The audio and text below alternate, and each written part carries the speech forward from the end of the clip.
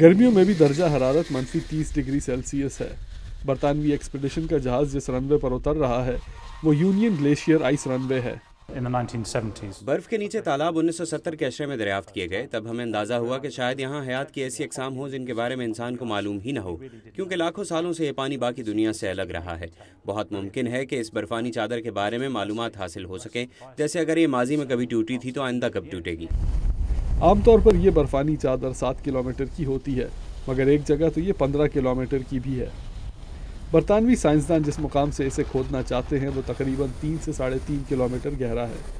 صرف ساز و سامان ہی کھدائی کے مقام پر پہنچانا ایک مشکل کام ہے۔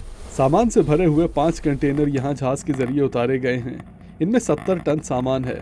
اس ٹریکٹر ٹرین کی مدد سے انہیں 250 کلومیٹر دور لے جایا جائے گا اور اس سال کے آخر میں لیک ایلسورتھ کے مقام پر کھدائی شروع ہوگی۔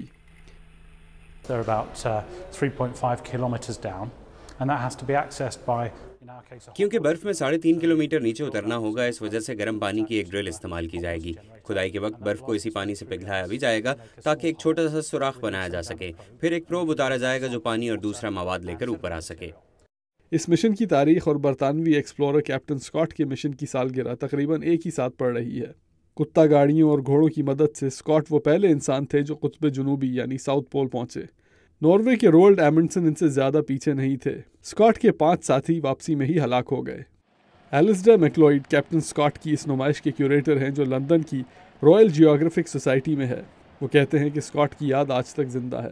وہ 25 والیوم پر مبنی ڈیٹا جو Marine biology, botany and methodology کے شعبوں میں شائع ہوا، وہ انٹارکٹیکا سے آنے والی پہلی معلومات تھیں۔ اسکاٹ کو آج اسی وجہ سے یاد رکھا ہوا ہے کیونکہ برٹش انٹارکٹک سروے جیسے ادارے آج اپنا کام کر سکتے ہیں، کیونکہ اس سے موسمی تبدیلیاں سمجھنے میں مدد ملتی ہے۔ آج ٹیکنالوجی بہت بہتر ہو چکی ہے، مگر سائنسدانوں کا کہنا ہے کہ نامعلوم اور انجان علاقوں میں جانے کا مزہ ہی تو ہے جو انہیں اس قسم کے مشن کرنے پر آمادہ کرتا ہے۔ ہنری رجویل کے ساتھ عبدالعزیز خان، اردو VOA۔